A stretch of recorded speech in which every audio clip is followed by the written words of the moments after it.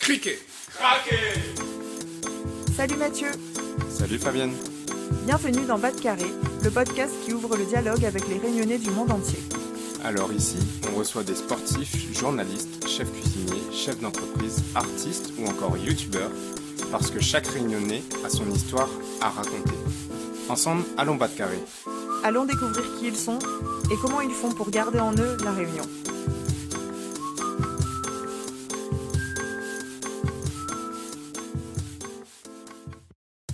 Salut Fabienne. Salut Mathieu, ça va ? Ça va très bien. Déjà parce qu'on arrive au 4e épisode de Bas de Carré et aussi parce qu'on a toujours de super retours positifs de la part des auditeurs. Donc ça va vraiment super. Ouais, c'est vrai ça, t'as raison, on reçoit pas mal de retours. Effectivement, vous nous envoyez plein de messages sur Instagram en messages privés et ça nous fait vraiment plaisir de dialoguer avec vous. Alors surtout, continuez à nous écrire, on adore vraiment ça. On ouvre vos petits messages dans la journée, on vous répond dès qu'on peut, on est trop contents. Oui, Et trop drôle. n'oubliez pas aussi de nous laisser 5 étoiles et un commentaire, bien sûr, sur Apple Podcast, si vous souhaitez nous encourager et encourager Bas de Carré. En fait, en faisant ça, vous aidez le podcast à être plus visible et à se faire connaître, donc d'un plus grand nombre de personnes. Ça nous aide beaucoup. Et sans plus tarder, Mathieu, est-ce que tu peux nous présenter ton invité du jour ? Avec grand plaisir. Donc aujourd'hui, on accueille Laurent Canaghi, plus connu sous le nom de Canacel. Canacel est un chanteur réunionnais qui s'est fait connaître en réinterprétant et en traduisant en créole de grands titres de la chanson pop anglaise et américaine. Parti de Lille à la fin des années 2000 pour poursuivre ses études, c'est finalement une carrière de chanteur qu'il finit par embrasser, d'abord en chantant dans des cafés-concerts à Albi, puis en participant à la Nouvelle Star en 2014. Aujourd'hui, Canacel est de retour à La Réunion, où il se produit un peu partout sur l'île, et où il prépare son premier album. Donc dans cet épisode, nous allons suivre le parcours de Canacel et découvrir comment il est devenu artiste. Vous verrez l'importance que prennent le créole et la vie réunionnaise dans ses textes, et vous repartirez avec une liste d'artistes réunionnais à découvrir ou à redécouvrir. Eh ben c'est parti, bonne écoute. Ouais, c'est parti, bonne écoute. Salut Canacel, ça va ? Salut, ça va, oui. Je suis trop content de t'avoir sur Bas de Carré. Je t'ai découvert il n'y a pas très longtemps via les réseaux et notamment sur YouTube où j'ai vu que tu faisais des covers de chansons anglaises traduites en créole. Ouais. C'est normal que tu me connaisses depuis pas longtemps parce que finalement, c'est pas non plus. C'est quelque chose qui émerge. On est en plein dedans là. Donc, c'est normal. Je suis pas vexé, c'est ça que je voulais dire. Ça marche. Mais il y a d'autres personnes qui font des covers comme toi en créole de chansons anglaises ou tu t'es le seul? Je sais pas. Ma mère arrête pas de me dire, sors un album de cover créole parce que tout le monde va faire comme toi maintenant et il faut que tu restes le premier et tout. Mais je pense que les faire de la manière dont je le fais, je suis peut-être le seul. Parce que moi, je suis pas littéral dans mes adaptations. Mais après, non. Tu vois, récemment, il y a Bill Withers qui est décédé. Mhm. Et Maya Kamati, que j'adore, a sorti un cover créole de Ain't No Sunshine. Et, c'est une reprise que moi-même j'avais faite auparavant. Et j'ai vu que récemment, là, elle a aussi fait une reprise de Strange Fruit, si je prononce bien. Et, Ok. et du coup, rien qu'avec Maya, je peux te dire que non, du coup, je suis pas le seul. Mais, mais voilà. Mais peut-être capitaliser autant dessus, j'en ai pas trop entendu autour de moi pour l'instant. Mais non, Ok. je pense pas être le seul. Mais d'ailleurs, j'ai vu que, effectivement, c'est pas de la traduction littérale parce que tu places un petit peu ton petit bout de vie. J'ai vu que tu parlais de Saint-Benoît, Brapanon dans certaines chansons. En fait, tu en Ouais. profites aussi pour exprimer toi ce que tu avais Bah, envie. disons que quand j'adapte une chanson en créole, la personne que je vise, c'est les créoles, quoi. C'est les réunionnais ou les réunionnophiles, tu vois. Donc, quand Ben Harper dit I've been down to Nashville, Tennessee. Si moi je dis moi là de Nashville dans le Tennessee, Enfin, j'ai pas tellement l'impression que ça va parler, quoi, tu vois. Et du coup, ouais, bah, je mets des équivalences, quoi, tu vois. Bah, par exemple, tu vois, Georges Ezra, j'ai traduit une chanson qui s'appelle Budapest, Ouais. où grosso modo, dans le scénario de la chanson, le mec promet monts et merveilles à la femme qu'il aime. Et il commence en disant, bah, ma maison en Budapest, je la vendrai si ça me permettrait d'être avec toi. Mais quand tu dis, m'y vendre mon casse Budapest, enfin, Ça marche pas. bah, je sais pas, ouais, il y a quand même un truc qui, Sinon, il faut C'est que quoi tu prennes le point Budapest, de vue hein. d'un Budapest, c'est en Hongrie, d'un Hongrois qui vend sa maison à Budapest pour venir vivre à La Réunion. Là, ça peut peut-être marcher. Ouais, mais à aucun moment, on fait allusion de ça dans la chanson, tu vois. Donc voilà, au lieu de ma maison à Budapest, c'est ma jolie maison dans l'Ouest. Tu vois, là, ça parle déjà un peu plus aux gens, quoi. Ça fait un peu plus rêver.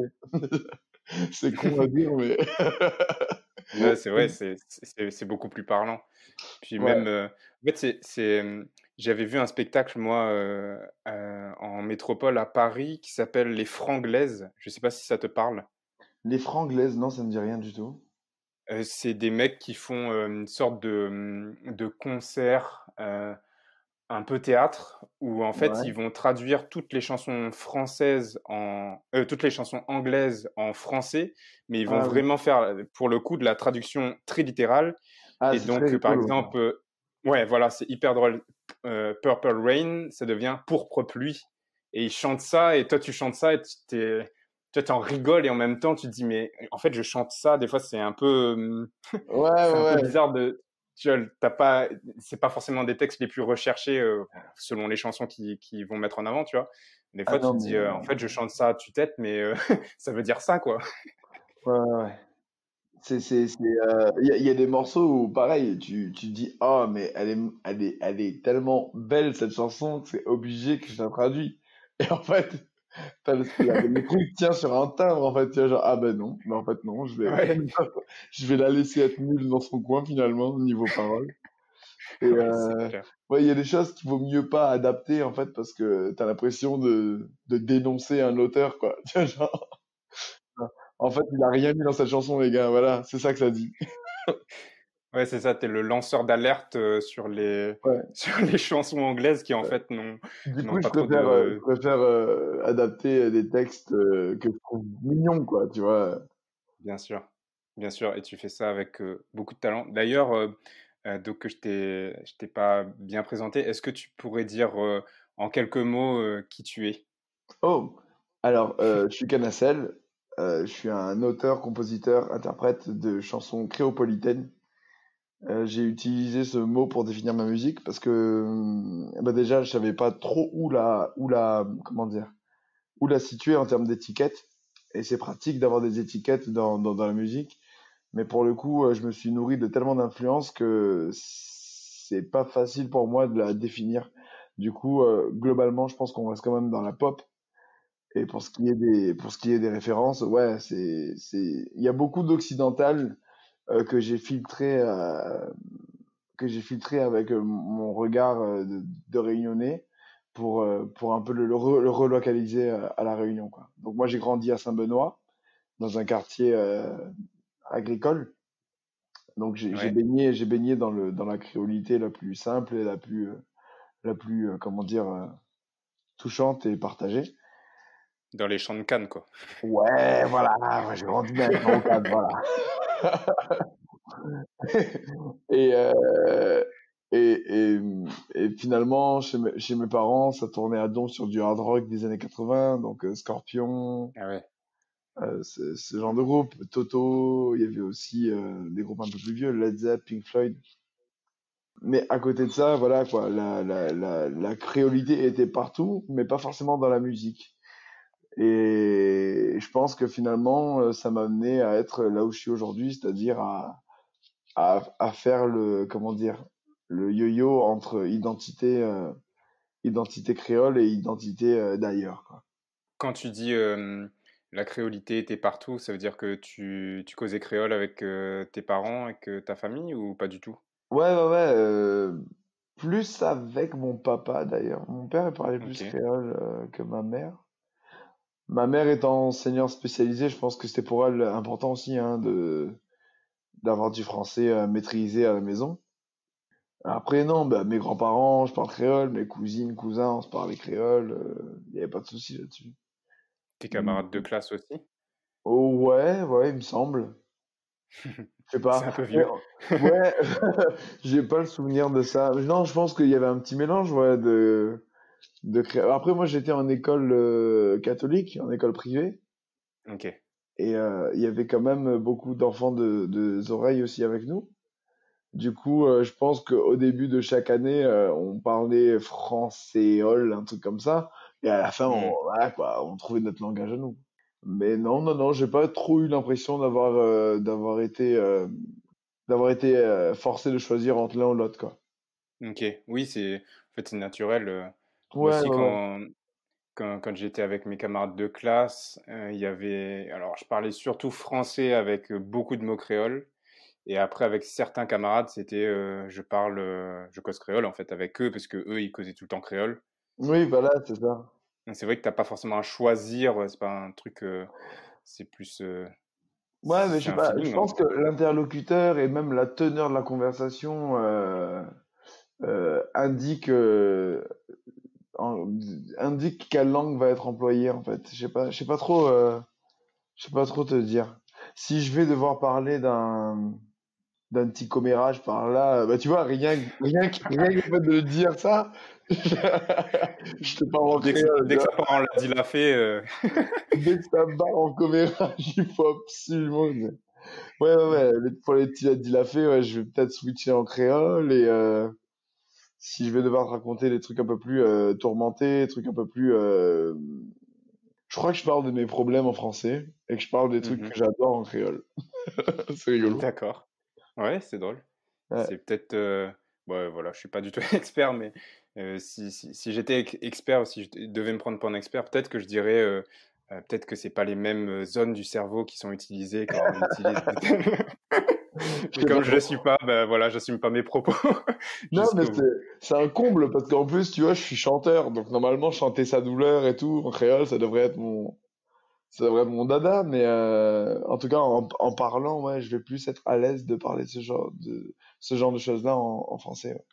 Et en fait, est-ce que la musique, ça avait une place déjà hyper importante pour toi quand tu étais en primaire, au collège ou au lycée?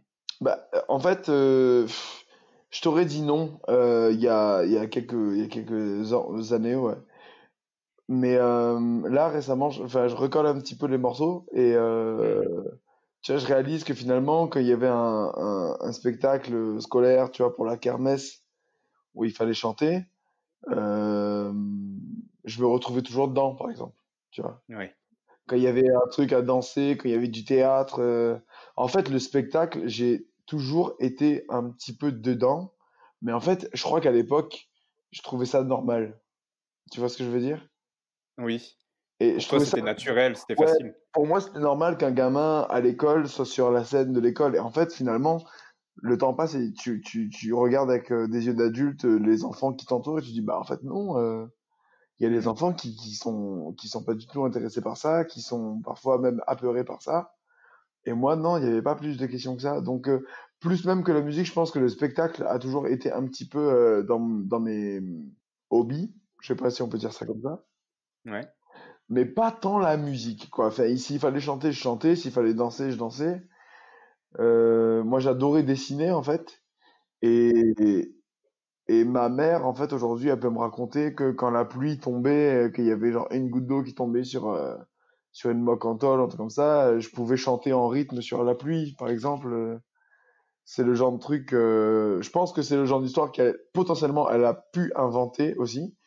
Euh, tu sais, c'est peut-être ce genre de mère qui prépare un portrait, genre, ouais, mon fils, c'est trop un génie, et qui attend trop que MTV vienne faire un documentaire sur ma life un jour, mais non, mais ma mère, elle m'a raconté ça, que si, quand même, il y avait j'avais un micro, ce petit enregistreur cassette.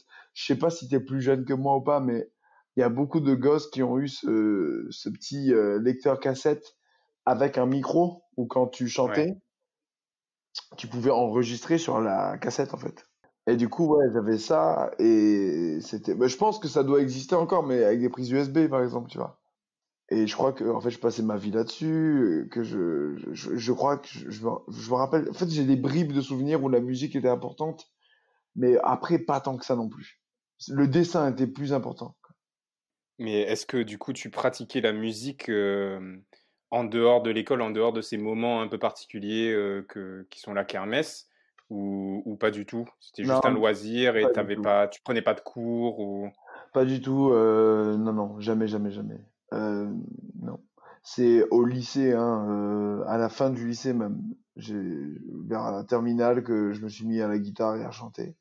Tout ce qui a été avant, à part écouter beaucoup de musique et rien d'autre d'ailleurs, il y a pas eu de pratique musicale, il n'y a pas eu de cours de piano, de solfège, qui dépasse le cadre scolaire, quoi. En terminale, quand tu te, te mets à la guitare et que tu commences à chanter, est-ce que déjà là tu as un peu des rêves de je vais faire ça peut-être professionnellement, j'aimerais en vivre Non, du tout. Bah, la seule fois où ça m'a effleuré, en fait, c'est quand je suis allé à la Nouvelle Star, tu vois. Là, on est en 2014, donc on est quand même 7 ans après la terminale. entre-temps, tu as joué quoi. Ouais, entre-temps, j'ai joué. Il y a même un moment où j'ai arrêté pour les études. Il y a des moments où je remontais sur scène j'étais à Montpellier. Il y avait un bar. S'il y a des étudiants montpelliérains qui écoutent, RPZ à tous. Il y avait un bar qui s'appelait l'Antirouille. Et en fait, l'Antirouille, il y avait il faisait des soirées où tu avais un groupe qui était sur scène et tu montais sur scène, tu avais les paroles. En fait, c'était un karaoké, mais tu avais un groupe qui jouait, quoi. Mais qui jouait vraiment. En fait, ça s'envoyait du lourd. Et je me rappelle, ça faisait hyper longtemps que j'avais pas chanté. Ça fait très longtemps que j'avais pas chanté devant un public aussi. Et j'étais monté sur scène et j'avais chanté, je crois que c'était un morceau de Placebo. Et j'avais pris la claque. Je me dis, ah putain, ça serait vraiment pas mal de reprendre un peu la scène et la musique un jour, si jamais j'ai l'occasion. Et puis l'occasion est venue à Albi quelques années plus tard. On va revenir sur ton départ. Donc, tu es parti juste après le bac pour Montpellier, donc. Non, un an après le bac. J'ai fait une année Ok. à la fac du Mont-Fier avant. Déterminante d'ailleurs. Pourquoi? Parce que par le fruit du hasard et des rencontres, j'ai plus parlé anglais pendant cette année-là que français ou créole, je crois. Parce que je traînais qu'avec des Erasmus. Et à voir, tu sais, il y a eu une soirée où j'ai invité toute ma bande d'Erasmus chez mes parents, donc dans mon Carocan, quoi, tu vois. Oui, Et du je coup, vois. avoir des Suisses, des Islandais, des Allemands, des Anglais, et je crois qu'il y avait à peu près tout, hein. Dans mon Carocan qui parlait à mes parents et mon père qui montrait comment faire un rougail saucisse et puis pourquoi on mangeait dans les feuilles bananes et tout. Je pense que ce jour-là, je me suis dit que, je sais pas, j'avais eu l'impression d'avoir réussi un truc génial, quoi.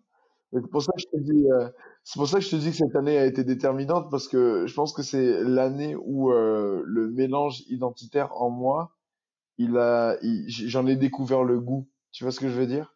Ouais, C'est je là comprends. je me dis oh putain, mais ce truc-là, là, ce que je suis en train de faire, si j'arrive à le faire le plus souvent possible dans ma vie, je crois que ça me rendra vraiment heureux. C'était la première fois que tu faisais ça, quoi. Tu faisais un mélange donc là, de la culture créole avec des personnes qui ne la connaissent pas, Ouais, bah qui là eux-mêmes... en fait, je mettais l'Union européenne en plein milieu d'un carocane en fait, et c'était génial. Je savais même pas qu'il y avait des Erasmus qui venaient à La Réunion. Je savais qu'il y avait des Réunionnais qui partaient en Erasmus, Ouais, mais ouais, je savais pas du tout. mais en même temps, mais mets-toi à leur place, les gars. Tu vois, t'as un programme européen qui te dit tu peux étudier dans plein de facs d'Europe. Donc tu peux aller en France. Ah, tu veux aller en France, mais au fait, en France, il y a aussi cette île-là, où il y a des baleines, un volcan. Tu vois, genre, tu te mets à la place de l'étudiant qui a un petit budget, bah franchement, mais t'y vas de ouf.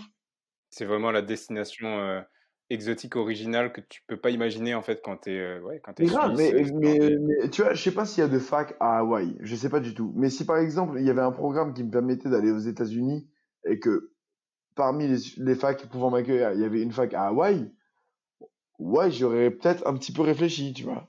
Mais en même temps, tu vois, c'est un peu particulier parce que si par exemple tu es donc Suisse, c'est un peu proche de la France, mais islandais, on va dire. Mm. Peut-être que tu as envie de découvrir ce que c'est que la France. Et donc, c'est quand même audacieux pour eux de carrément, tu vas partir à l'autre bout du monde avec, j'imagine, pas beaucoup d'infos, tu as traduit dans leur langue. Et donc, est-ce que tes amis, donc, ils avaient tu vois, est-ce qu'ils se disaient, j'avais passé un moment en France, ou est-ce ils se disaient, j'avais passé un moment sur un endroit particulier? Bah, je sais pas, ils étaient étudiants, donc je pense que quand même en cours, ils devaient sentir un peu le goût de la France, quoi, tu vois, parce que bah, c'est chiant pareil, hein. Mais, mais après, en dehors, bah, les Islandaises, justement, c'était très particulier, putain. Les meufs, elles avaient des prénoms. En fait, elles m'écrivaient leurs prénoms, et quand elles disaient leurs prénoms, il y avait rien à voir. C'est comme si j'écrivais Jessica sur une feuille, et que je te disais Rachel. Et elles avaient énormément de mal à se faire comprendre. Je crois que c'était quand je te parle de cette soirée là où je les ai invitées chez mes parents, elles étaient vraiment déçues et elles faisaient la gueule parce qu'elles pouvaient pas communiquer avec mes parents, elles. Et du coup, ça les décevait énormément. Donc, je pense que quand même, il y a une sacrée barrière que peut-être elles n'auraient pas eu en métropole. Mais globalement, ils avaient l'air tous très contents hein, d'être à La Réunion. Ouais. Mais du coup, suite à cette année déterminante, donc tu es parti en métropole. Ouais. Pourquoi est-ce que tu es parti? Je suis parti parce que bah, pour les études, parce que je voulais aussi sauter la mer. À l'époque, Mhm. j'étais en couple avec quelqu'un qui était déjà parti à Montpellier. Donc voilà, c'est le mélange des arguments qui font que, bah voilà quoi, t'as envie de battre carré, comme tu dis. Ouais, c'est ça. Il y a beaucoup de Réunionnais en plus à Montpellier. Moi, j'étais à Ouais, mais Marseille et puis. c'est pas tellement. Et là, c'est le moment où ça devient un petit peu intéressant. T'es créole, tu débarques à Montpellier. Logiquement, tu vois des Réunionnais, tu dis, ah, bonjour la Réunion. Mais en fait, non, c'est pas du tout ça que j'ai fait, moi, en fait. Parce que je te parle de la fille qui était ma copine à l'époque. Oui. Elle était en cours avec deux, trois Réunionnaises et il y avait aussi les Antillais. Et quand on faisait des soirées, j'ai rien contre, hein, je te dis tout de suite. Mais quand on faisait des soirées avec ses potes, finalement, il n'y avait pas un Montpelliérain dans le tas, quoi, tu vois. Hmm. Et ce repli-là, déjà de base à La Réunion, je ne l'avais pas. Je voyais pas pourquoi à Montpellier, j'allais changer de mode de sociabilisation. Moi, j'ai toujours cherché l'inconnu, j'ai toujours cherché euh, ouais, le nouveau, l'exotique. Donc, je me suis toujours nourri de ça, en fait. Et là maintenant que j'étais dedans, je voyais pas pourquoi j'allais retourner aussi vite vers ce que je connaissais déjà. C'est un truc que j'ai fait peut-être un peu plus tard, tu vois, de, ouais, de me faire un petit gang réunionnais. Mais du coup, la communauté réunionnaise de Montpellier, je l'ai pas tellement approchée. Mais donc pour toi, ça n'a pas été dur de partir? Non, non, du tout, du tout. Bah, le truc le plus chiant quand je suis parti, c'est que je voyais plus mon petit frère, dont je suis très Hmm. proche. Mhm. Mais non, non, non, non, non, j'étais hyper content de partir. Je me suis beaucoup nourri de ça, en fait. Comme je te disais, tu vois, je lisais beaucoup de bouquins, je lisais beaucoup de magazines, et tu sentais bien que quand eux, ils te parlaient en mai, fais ce qui te plaît, ou le printemps est là, ou l'été est là, je me dis, mais de quoi ils parlent? Tu vois, Oui, ouais, c'est Au, vrai. au début, tu piges pas, tu dis, mais pourquoi en décembre, ils te disent, enfile ta doudoune, ou tu vois, genre, t'es là, bah non, gars, il fait chaud, de quoi tu me parles? Et en fait, j'ai grandi avec quand même beaucoup de références métropolitaines. Quoi qu'on le dise, t'allumes la télé, tu mets Disney Channel, ben, c'est pas tes références, c'est pas ton Noël à toi. Et à un moment donné, c'est bien aussi de faire le lien avec ces choses-là. Parce que toi, tu sais que sous les tropiques, à Noël, il fait chaud, tu le sais. Mais t'as l'impression que dans la télé, personne n'est au courant, en fait. Donc j'ai pris mon petit avion, je suis allé là-bas, j'ai découvert leurs trucs, et puis au fur et à mesure des années qui passent, bah, tu commences à raconter ta réalité à toi aussi.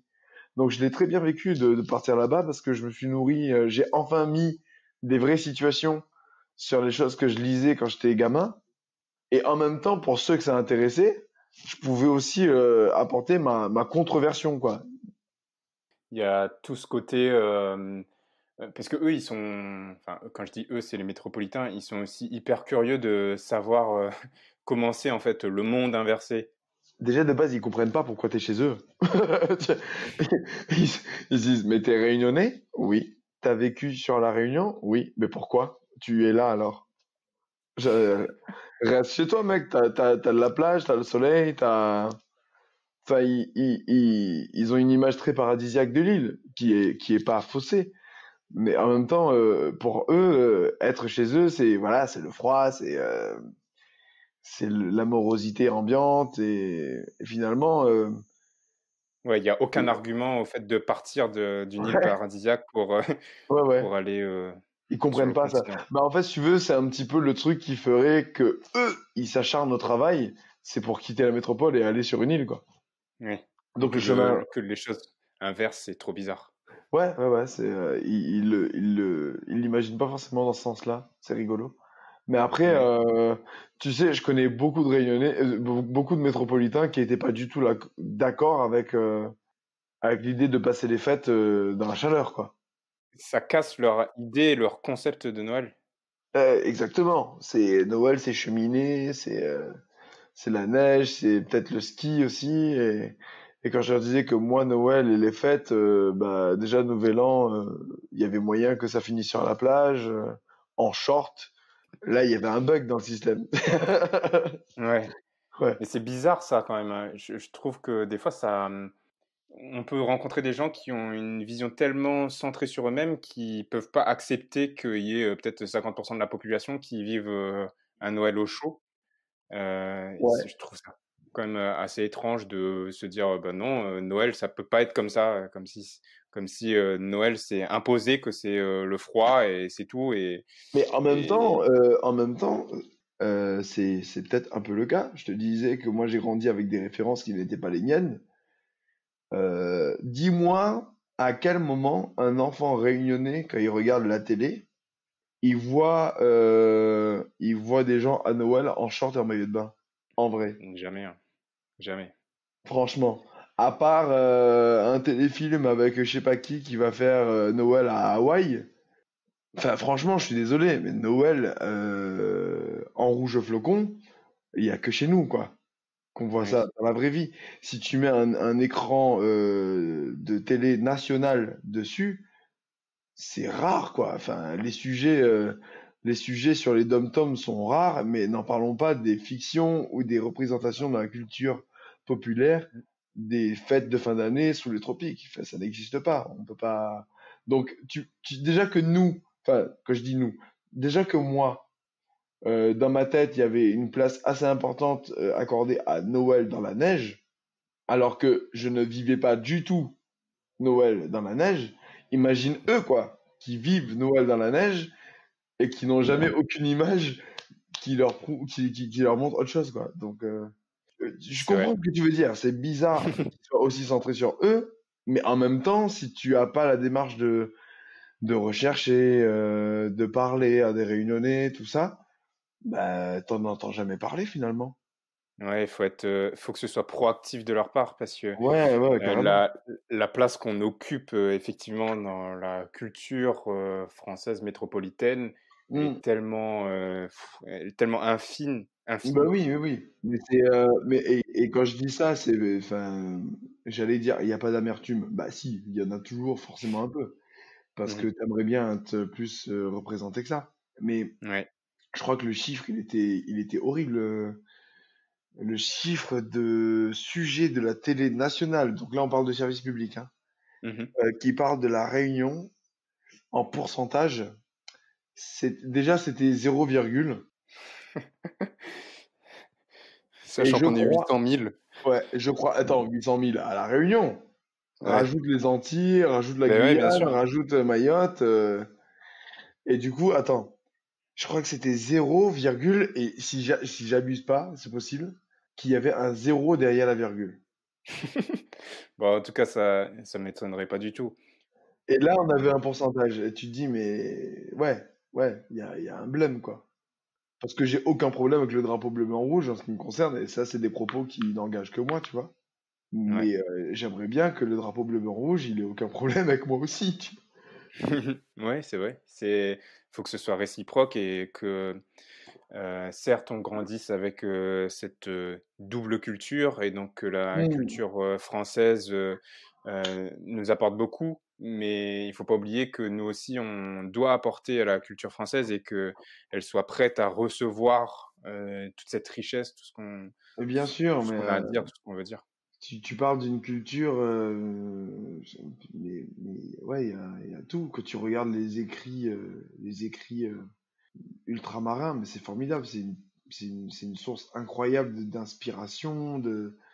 Là, je te parle de littérature, mais tu vas avoir aussi, que ce soit en cinéma, en musique, en gastronomie. Mais me lance même pas sur la gastronomie, mais les gars, mais genre, ok, c'est bon, hein. C'est bon, votre bouffe. Moi, j'ai pratiqué pendant 10 ans, c'était bien. Mais explique-moi pourquoi j'ai autant grossi quand je suis revenu à La Réunion. C'est peut-être parce que d'un autre côté, c'est meilleur aussi.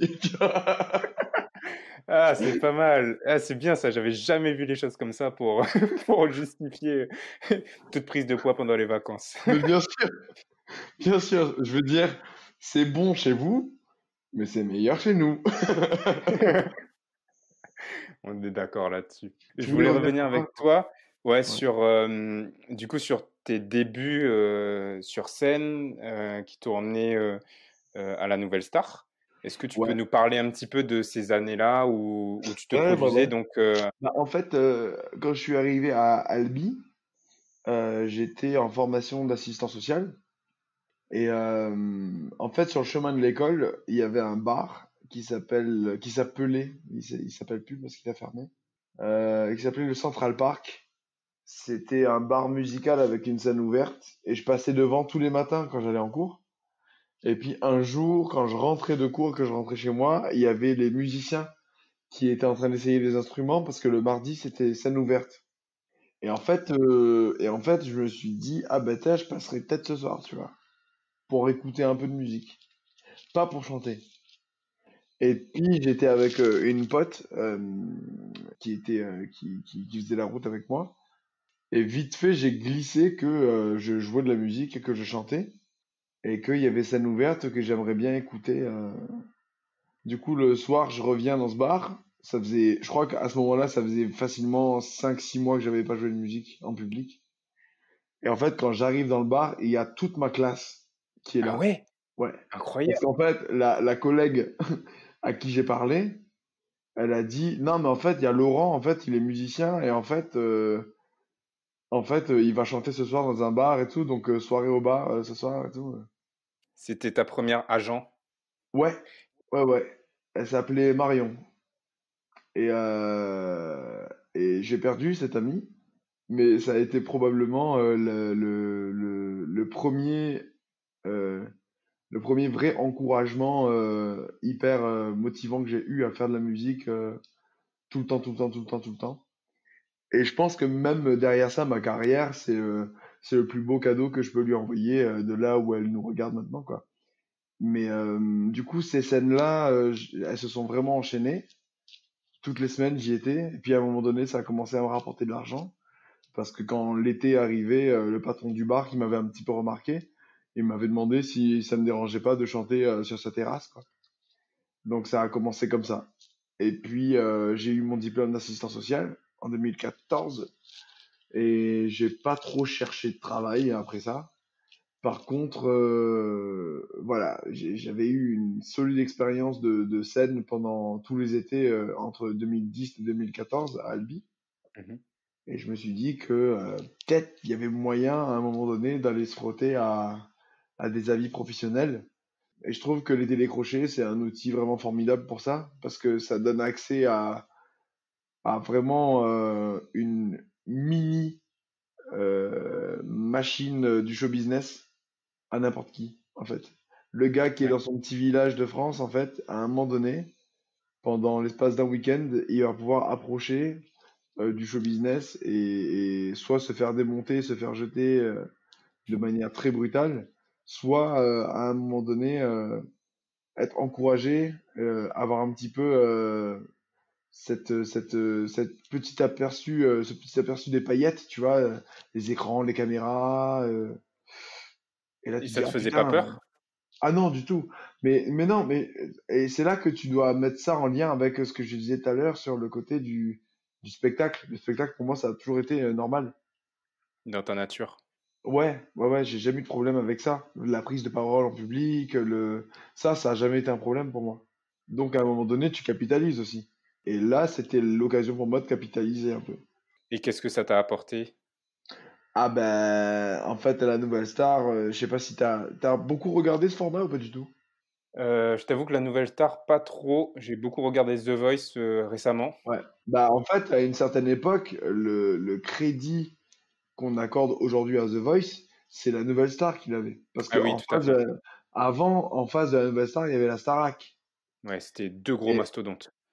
et ouais, mais la Starac, il y avait ce petit côté télé-réalité, caméra 24 sur 24 qui moi, m'a jamais trop attiré. Nouvelle Star, c'était quand même un petit peu plus centré sur la musique.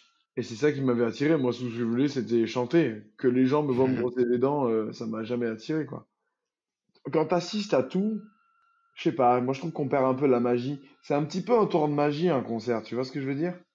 T'arrives, tu t'installes, le gars il monte sur scène, il fait son truc, il te fait danser, il te fait chanter. S'il est bon, il te fait pleurer. T'en ressors, tu vois, t'as été un petit peu tout transporté et la magie, elle le perd comme ça. Et Nouvelle Star, je trouve que c'était un peu plus mystique, quoi. C'est toutes les semaines, tu fantasmais. Moi, j'avais adoré la saison avec Julien Doré, tu vois. Parce que le mec, c'était un alchimiste.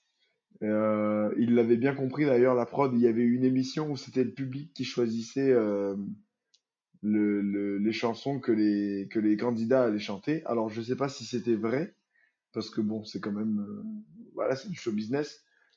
Donc tu sais pas si c'est vraiment ça que les gens ont choisi.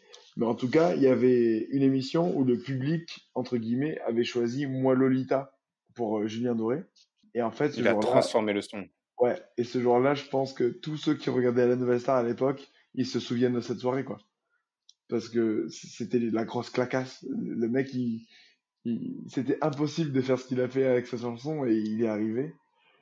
Et voilà, j'aimais beaucoup ce truc, toutes les semaines, on fantasmait, ah, qu'est-ce qu'il va chanter cette semaine, qu'est-ce qu'ils nous ont préparé, et puis tu t'assois devant ta télé, la magie opère, t'es là genre, waouh, putain, quand même, être chanteur, c'est génial. Donc moi, en fait, j'avais ce côté canapé, que j'avais adoré ressentir, et quand j'ai fait cette émission, le but ultime, c'était de penser au petit moi-même de 17 ans devant sa télé qui attendait ça toute la semaine, quoi.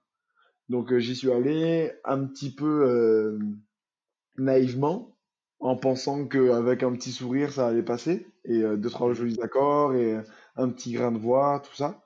Et finalement, les gars ils ont hésité à me prendre parce que quand tu rencontres pas le jury de base, tu rencontres pas du tout le jury de base, tu rencontres la prod qui voit si le personnage leur plaît et tout. D'accord. Et en fait, quand t'attends, tu vois des gens qui entrent et qui 17 secondes plus tard se font jeter. Waouh, c'est violent. Ouais, ouais, grave. Et en même temps, tu dis, ouais, bah, t'as qu'à bien chanter, mon gars. Allez, vas-y. Toi, voilà. Peut-être tu vas te faire jeter, mais tu vas te faire jeter après une minute. Tu vois, les objectifs sont très dérisoires finalement. Et tu entres, tu fais ta chanson, et le gars te fait, ouais, j'ai un petit problème. J'ai pas envie de te dire non, mais j'ai pas envie de te dire oui. Donc, ce que tu vas faire, c'est que tu vas chanter une autre chanson. Donc là, tu donnes tout ce que t'as, tu refais une autre chanson. Ouais, ouais. Bon, prends-toi une demi-heure là, répète un peu. Tu sais jouer cette chanson? Oui. Bah, répète ça et reviens dans une demi-heure. Donc, En fait, t'es hyper frustré parce que t'aurais voulu être l'évidence. Mais là, tu fais face à quelque chose de tout nouveau, c'est-à-dire les gars, ils travaillent ta frustration et ton ego. Et moi, ça, c'est quelque chose que j'avais jamais eu à travailler avant parce que j'étais qu'un chanteur qui jouait sur des terrasses, en fait. Et là, les gars, ils te font travailler comme pas possible en une demi-heure.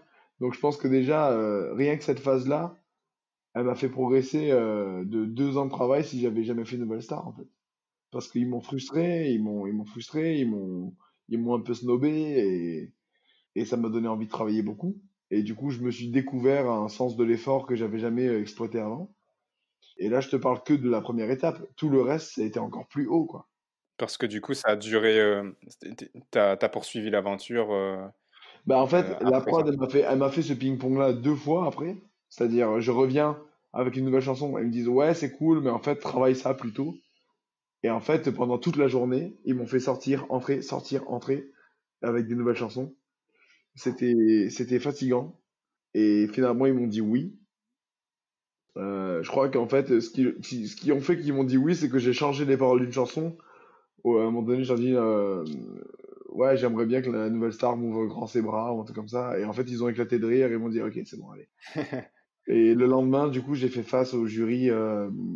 Il y avait Yarol Poupeau, qui est le directeur artistique de Johnny, sur la fin de la carrière de Johnny. Il y D'accord. avait Sinclair, il y avait André Manoukian et il y avait Elodie fucking Frégé, qui était magnifique. Eux, ils m'ont dit oui pour le théâtre. Ils m'ont pas dit oui tout de suite. Il a fallu que je chante encore une chanson derrière. Donc j'ai vraiment arraché mon ticket pour le théâtre à Paris.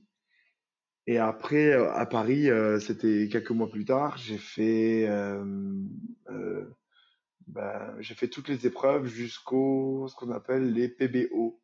Donc où tu chantes sur un orchestre, quoi. Et là, je me suis un peu viandé. Mais je me suis viandé dans les 20 derniers candidats, c'est-à-dire 20 derniers sur 10 000. Ah oui. Et Ouais, là, en quelque chose. fait, voilà, tu fais le calcul. Même si c'est chiant de te faire virer, tu dis, ok, à la base, je voulais juste voir s'il y avait moyen, quoi. Oui, ça a été un peu une caution pour toi pour Ouais, te ouais, dire, ouais, ok, je peux continuer là-dedans. ouais, ouais, grave. Ça a été hyper formateur en très peu de temps. Et ça a été, comme je te disais, ça a été la première fois où j'ai vraiment eu envie de m'arracher au travail. Oui, je Donc, comprends. il y avait une certaine élégance en fait dans ce milieu-là que moi j'ai décelé à ce moment-là. Je me suis dit, ok, c'est pas gratter sur un bout de bois quoi. C'est préparer, anticiper, jongler un petit peu avec les émotions que tu as envie de faire ressentir aux gens. Donc, ouais, il y avait tout un petit package de talents en plus que je n'avais pas et que j'ai eu envie de travailler. Pour moi, être dans les 20 derniers, c'était déjà la preuve qu'il y avait moyen, en fait. Ce que le jury m'a confirmé ensuite. Donc, moi, je suis sorti de la Nouvelle Star. Le diplôme d'assistant social, c'était devenu un parachute. Mais l'objectif, c'était de devenir musicien maintenant, quoi. Et c'est là que tout s'est lancé. Sans Nouvelle Star, rien ne se serait fait pour moi, je pense. Et tout de suite après Nouvelle Star, tu te dis, je rentre à La Réunion et je vais chanter à La Réunion? Non, non, non, je suis rentré à Albi. Et c'est que 3 ans plus tard que je suis rentré à La Réunion. Du coup, je suis rentré à Albi. J'ai chopé des postes de musicien résident, c'est-à-dire que dans des pubs, tu vois, c'est-à-dire que tous les vendredis, tous les mardis et tous les mercredis, je jouais dans des bars différents. Donc j'avais à peu près 3 concerts par semaine. Après, j'ai intégré d'autres projets aussi. J'ai intégré des mini-festivals, des associations qui organisaient des concerts. Donc tout était dans la musique, mais il y avait beaucoup de travail quand même. Et à quel moment tu t'es dit, je switch, ou en tout cas l'idée est venue dans ta tête de maintenant j'ai envie de rentrer, j'ai envie de chanter pour mon île. À quel moment ça s'est fait? Je sais pas. Je sais pas. Je pense que c'est quand j'ai commencé à écrire. Les premières chansons étaient en anglais. Et puis un jour, j'ai trouvé un petit riff de guitare qui était très rigolo, qui est quasiment, au début, c'était quasiment un mini plagiat d'un truc de Ben Harper en fait. Et puis un jour, j'ai écouté beaucoup de disques de Bob Marley et je me suis dit que le truc que j'avais l'impression d'avoir volé à Ben Harper, Bah, en fait, Ben Harper, il la voulait à Bob Marley. Et du coup, je me suis dit, ah, ça va, c'est bon, c'est sur la pentatonique de sol, c'est bon, on peut faire ce qu'on veut, quoi. Et je me suis dit que ce truc-là, ce serait rigolo de chanter dessus en créole.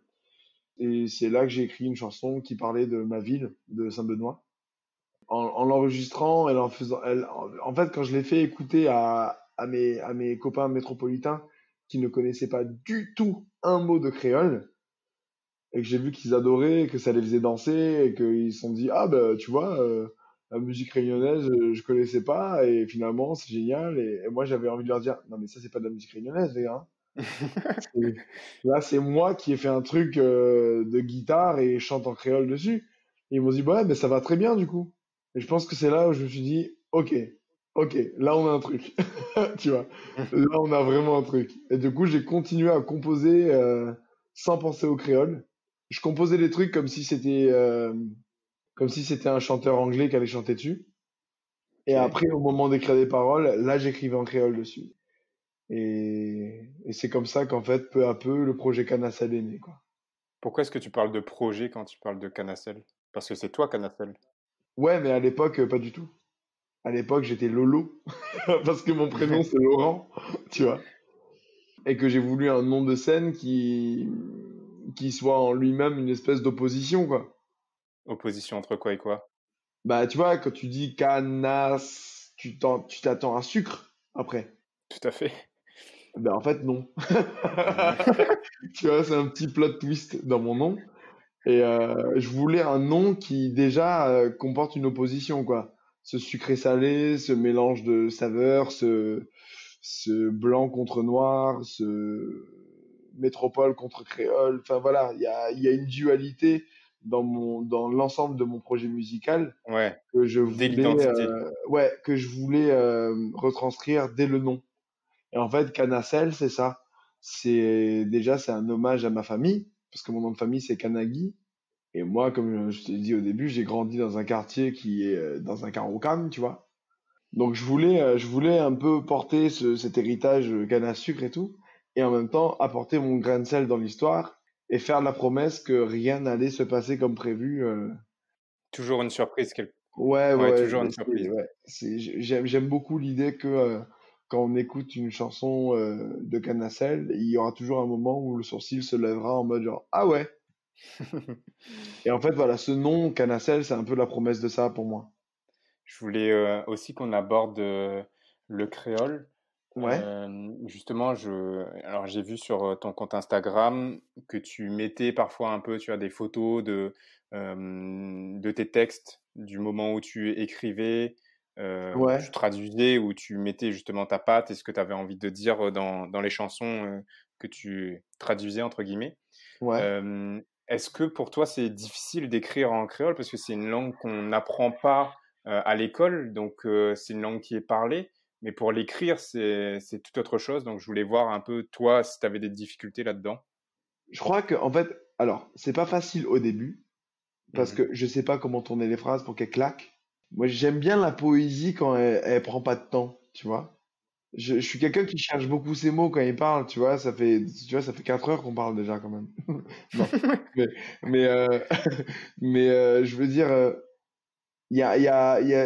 c'est pour ça que j'adore l'anglophonie, et surtout, c'est pour ça que j'aime Ben Harper.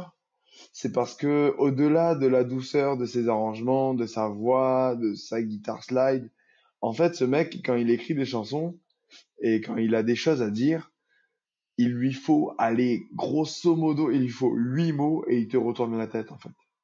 Ok, il faut que ce soit impactant en fait dans le texte Ouais, d'entrée.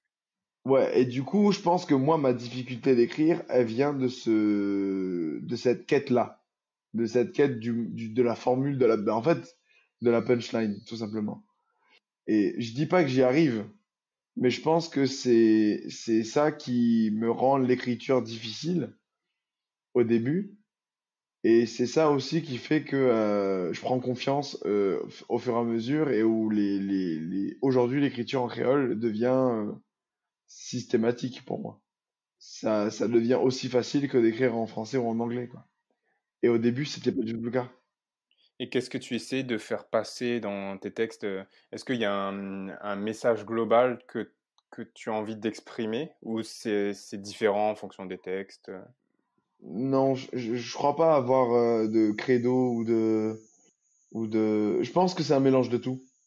Tu vois, c'est un mélange de tout. Là, quand j'ai écrit Marsouin, je voulais vraiment faire un rappel à tous les sens qui sont sollicités quand tu rentres chez toi, tu vois. Le goût des choses, le bruit des repas de famille, tu vois, les fourchettes, les éclats de rire, tu vois, la chanson, elle commence par En Vilidor d'Opi Saint-Ker. Et c'est vrai que Saint-Benoît, c'est pas la ville la plus active la nuit. Et quand j'ai écrit cette phrase, en fait, la première de la chanson, quand j'ai écrit cette phrase, j'ai entendu les rideaux de fer des commerçants de Saint-Benoît qui baissent, tu vois. En fait, ce que j'ai voulu, à partir de ce moment-là, je me suis dit, ok, toute la chanson, tu vas essayer de mettre le plus d'images possible dans la tête des gens pour qu'ils ferment les yeux en écoutant ça et qu'ils voient tout et qu'ils entendent tout. Donc, je pense que c'est pas tellement un message global, mais c'est une succession de petites expériences quand j'écris en créole que j'essaye d'apporter aux gens. C'est super chouette. Est-ce qu'aujourd'hui, tu trouves que tu as trouvé un équilibre dans tes textes, dans le fait que tu sois rentré à La Réunion? Comment est-ce que tu te sens en fait, tout simplement? Ben, je voulais un équilibre parfait au début. Genre, je voulais vraiment un 33% créole, 33% français, 33% anglais. Et en fait, là, je m'en fous. Donc, je pense que mon équilibre que je forçais au début, c'était pas le bon. Parce que là, aujourd'hui, si je m'écoute, j'écrirais que en créole, en fait. Là, il y a des chansons qui me viennent en tête et je me dis, ça ne peut sonner bien qu'en anglais ou qu'en français. Je les écris et j'en suis content. Mais les projets les plus porteurs, les plus bandants, c'est quand même les projets où je sais que je vais écrire en créole, quoi. Et donc, je pense que ta réponse, Mhm. voilà, la question est vite répondue. Comme on dit, ouais. On arrive bientôt à la fin de l'interview. Ouais. Je voulais savoir un petit peu déjà à La Réunion, où est-ce qu'on peut te retrouver, si tu es régulièrement sur des scènes, dans des endroits, où est-ce qu'on peut te Ouais. trouver? Bah, alors, le 2020 nous a foutu un petit coup de pied dans les projets, je te cache pas. Mais il y a des trucs qui sont quand même des valeurs sûres. Je pense que c'est très facile de me trouver à Saint-Denis, notamment au bar qui s'appelle le Passage du Chat-Blanc, qui est vraiment mon laboratoire, quoi. Là-bas, ouais, c'est vraiment là-bas que je teste le plus de choses. Derrière ça, il y a le Copacabana à la Saline-les-Bains aussi, qui est vraiment au départ de beaucoup de choses à La Réunion. C'est eux qui m'ont aidé à financer mon album d'ailleurs. Génial. Ouais, donc tu vois à peu près la place que prend cet endroit dans mon cœur. Et en plus, c'est beau, il y a du sable, il y a la plage, le coucher de soleil, tout ça. Tout ce qu'il Mais non, faut. non, non, c'est un cadre où j'ai vraiment eu les encouragements que finalement très peu d'artistes peuvent prétendre à ce niveau-là. Parce que moi, j'étais vraiment un petit gars, quoi, quand ils m'ont aidé. Ouais, parce que tu n'avais pas ton public. Ton public, il était dans le sud de la métropole et tu viens, Ouais, ouais, t'as pas de ouais. public Et et tu dois encore, tout tu dis dans le reconstruire. sud, il était même pas dans le sud, il était dans le Tarn. Donc, et il sortait pas trop du Tarn, mon public. Peut-être un peu Toulouse. Mais on va pas se mentir, j'étais pas un projet à ampleur nationale. J'ai fait deux, trois dates à Paris, mais ça a pas non plus explosé. Mais par contre, ça tournait, quoi. Je mangeais bien, même. Et quand je suis arrivé à La Réunion, ouais, il y avait très peu d'endroits qui me connaissaient, voire aucun. Et le Copacabana, quand ils m'ont entendu, ils m'ont tout de suite encouragé au maximum. Donc c'est pas rare du tout de me voir là-bas. Et après dans le sud, écoute, j'ai pas encore d'attache comme j'en ai dans l'ouest ou dans le nord, mais ça ne saurait venir, quoi. Oui, avec Après, plaisir. il suffit de me suivre à- sur Instagram, YouTube et Facebook pour connaître les actus concerts. Mais voilà, en tout cas, on prépare de très très belles choses parce que là, tu vois, ça fait 1 an que je joue en trio maintenant D'accord. et c'est clairement quelque chose qui me plaît et qui plaît à mon public. Ça se voit, Ça ne ment pas, ce genre de choses-là. Donc on travaille très dur à trois pour arriver à faire des concerts qui rentrent carrément dans la ligne directrice de tout ce que je t'ai dit jusqu'à maintenant, quoi. C'est-à-dire un truc avec un vrai spectacle, un truc où on essaye de parler le plus librement de nos sentiments. Je parle beaucoup de ça aussi. J'écris beaucoup de chansons d'amour au final, et mais sous toutes ses formes. Tu vois, ça va être l'amour familial, l'amour fraternel, l'amour Oui. amoureux, l'amour charnel, l'amour déçu, la disparition de l'amour aussi. Et bien sûr, il y a des hommages à des figures paternelles, des figures identitaires, des figures. Mais tout ça, c'est quand même un gros projet de love, quoi. Hein, on va pas se mentir. Et dans le plus pur mélange de toutes les références dont on a parlé jusqu'à maintenant. Alors, pour conclure notre interview, je pose toujours trois questions à tous mes invités. La première Ouais. question, c'est quel Réunionnais est-ce que tu suis, tu aimes le travail, qu'on devrait connaître? Est-ce que tu peux nous recommander quelqu'un? Ok. Alors moi, je vois deux questions dans cette question. Je pense que le gars qui m'impressionne le plus, c'est Bastien Picot, a.k.a. Horus. Je sais pas si tu connais. Non, pas du tout. Eh ben mon gars, il y a du lourd. Il y a du très très lourd. Ce C'est un mec a une, chanteur. ouais, ce mec a une voix incroyable, quoi. Mais vraiment incroyable. Mais c'était très difficile pour moi de réfléchir à cette question Question. parce que je m'inspire de tellement de gens, vraiment. Tu vois, j'aime beaucoup, si on parle de musique, j'aime beaucoup Brice Gilbert aussi. J'aime beaucoup Maya Kamati, Kaf Marron. J'aime beaucoup Quarifsa. Mais Horus, c'est quand même le mec qui m'a fait. Il m'a calmé. Tu vois, il m'a un peu calmé, le gars. Parce que vocalement, je commençais à prendre un peu la confiance. À me dire un petit peu que, bah, tu vois, avec un petit peu de travail et avec beaucoup de patience, j'arriverai peut-être à faire partie des voix marquantes de ma génération, finalement, d'artistes. Et même si je fais pas ça pour plaire à mes confrères, je fais vraiment ça pour que les gens passent des bons moments et des bonnes soirées. Bien sûr, c'est bien d'avoir des ambitions aussi, hein. Voilà, voilà, j'ai jamais menti sur mes ambitions, tu vois. Je pense que c'est très con de faire semblant de pas en avoir. Eh bien, quand j'ai vu et entendu Bastien chanter, je me suis dit, ok, je serai une des grandes voix de ma génération si on considère que je suis pas dans sa génération à lui. Parce que lui, Pas parce dans que la même lui, catégorie. ah ouais, on est clairement pas du tout dans le même game, mon gars. Non, mais Hmm, c'est un tueur et doublé de ça, c'est un homme avec un sens de l'esthétique incroyable. génial. Ça peut d'ailleurs être déroutant pour les gens parce que quand Bastien Picot devient Horus, c'est tout un, comment dire, je Un cherche un personnage mot. qui se crée. Non, non, non, j'avais un mot plus stylé, mais bon. On va dire un univers, hein. C'est tout un univers. D'accord. Voilà. Ok, Voilà. je comprends. Bah, on va découvrir Ça s'écrit ce. Aurus. Il a sorti Ok. un EP assez incroyable. Il a sorti aussi un clip qui s'appelle. Je crois que le EP s'appelle Mean World Syndrome. Et bah, le mec, il fait des clips incroyables. D'ailleurs, son dernier clip, c'est lui qui l'a réalisé. Vous allez prendre une claque. Et vocalement, ouais, je pense pas qu'on ait entendu une voix comme ça à La Réunion depuis un bon bout de temps, quoi.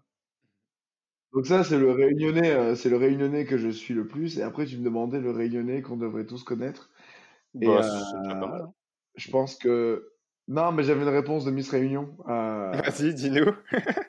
Je pense que le Réunionnais qu'on devrait tous connaître, bah, c'est le Réunionnais en nous. C'est la première fois qu'on me l'a fait celle-là. Ça marche bien. Ça Ok, marche je de pense ouf, qu'on hein? va. Moi, j'aime bien Ouais, ça cette marche réponse. très bien. Il y avait aussi la Hmm. version B de cette réponse. Je pense que à un moment donné, il suffit de regarder à côté de toi. Et le Réunionnais à côté de toi, il a déjà pas mal d'histoires stylées à raconter de base parce que voilà, on est quand même sur une île où le partage est, on gagne tellement à partager à La Réunion que finalement, faut pas chercher très loin pour avoir un Réunionnais qui est digne d'être rencontré, quoi. Totalement d'accord et c'est pour ça qu'on porte ce projet. Alors, la deuxième question de fin, c'est quel conseil est-ce que tu donnerais donc au Laurent qui a 20 ans, on va dire, et qui vit à Montpellier, qui vient d'arriver à Montpellier ou qui vit à Montpellier depuis pas très longtemps? J'ai pas trouvé de réponse à cette question. Pour ceux qui écoutent l'émission, il faut vraiment que vous sachiez que ces questions m'ont été données avant, donc j'avais carrément le temps de réfléchir. Et j'ai essayé, mais celle-là, j'y arrive pas. En fait, j'adore tellement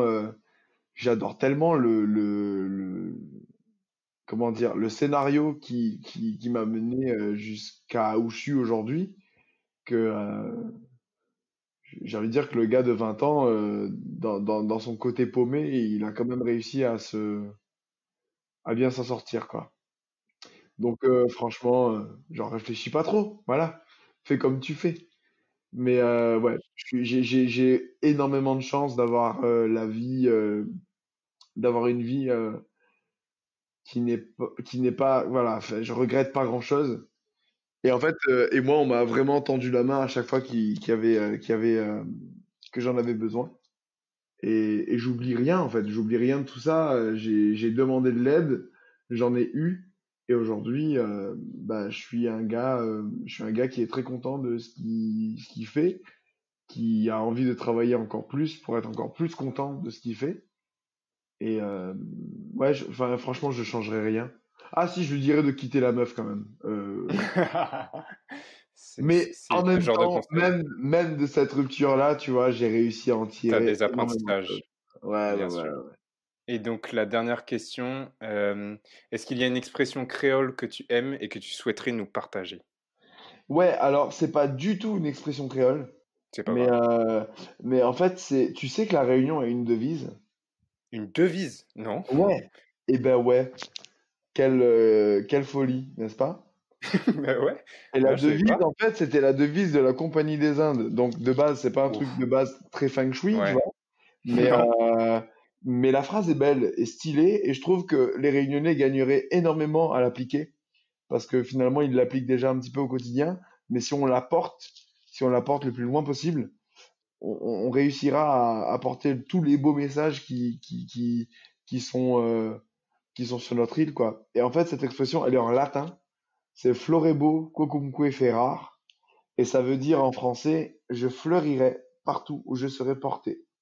Et ça, en fait, c'est la devise de la Magnifique. Réunion. On est d'accord que c'est trop stylé. Ah ouais, c'est magnifique. Les affaires, les gaillards, partout ça va, mi pète en fleurs, quoi. Et Merci pour voilà, cette enfin, traduction créole. je pense que cette phrase-là, pète en fleurs partout, c'est un petit peu l'objectif que devraient porter tous les créoles et surtout les jeunes créoles.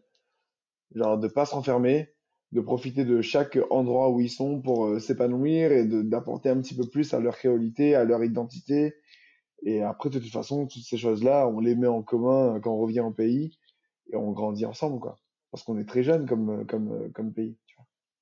Donc voilà, mon identité, elle n'est pas du tout réunionnaise, mais en fait, il suffit qu'on la prenne, nous tous, et qu'on inscrive en nous, et elle deviendra très vite créole, cette expression. On compte sur toi pour ça. Grave, c'est le titre de mon album, Florebo. Bam. Ah, allez écouter tout de suite sur toutes les plateformes. Non, il n'est pas sorti. Il est pas sorti? Il sort Non, quand? je sais pas. Ah, c'est Non, cette c'est encore en année, cours. ouais, on travaille, mais il va sortir. Déjà, ça c'est une J'étais en vérité. train de me dire, j'ai mal fait mon travail, j'ai pas vu ça sortir. Donc là, j'étais en train de me dire, oh là là, pourquoi est-ce que j'ai pas vu, j'ai pas Non, vu mais c'est pour ça d'album? que je te disais, c'est pour ça que je te disais 2020 nous a un petit peu foutu un coup de pied dans les projets, c'est que tout est décalé. Et donc Florebo sortira en 2020, mais je peux pas te dire quand encore. Ok. Bon, on te suivra sur les réseaux en tout Après cas. le mois d'avril. Après le mois d'avril, on est au mois de juin. Ouais, ben alors, Ça marche quand même. ça marche de ouf. Un grand merci en tout cas, Canacel, d'être venu Merci à sur Bas de vous. Carré. Merci à vous. C'était N'hésitez pas à rappeler si vous avez besoin. C'était super chouette de t'entendre. Voilà. On se Si dit à tu m'as très vite. besoin, tu m'as crié, comme dirait l'autre, et j'accours. Et bonne route à vous et bon battage de carré. Bisous à tous.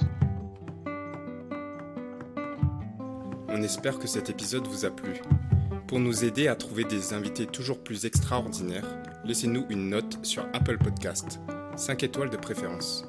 Et pour ne manquer aucun épisode, suivez-nous sur Instagram à @bat_kare. Un grand merci pour votre écoute et on se retrouve dans 2 semaines pour un prochain épisode. Allez, on la retrouve ?